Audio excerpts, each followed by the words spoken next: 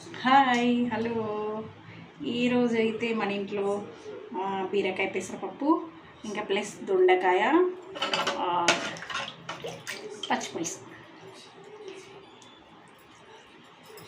బీరకాయ పెసరపప్పు ఇంకా చారు అయితే సూపర్గా ఉంటుందండి. చాలా చాలా టేస్ట్ ఉంటుంది.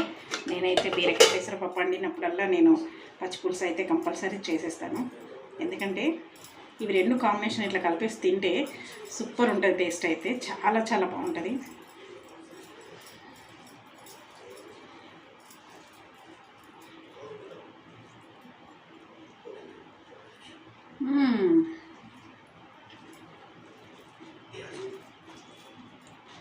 సూపర్.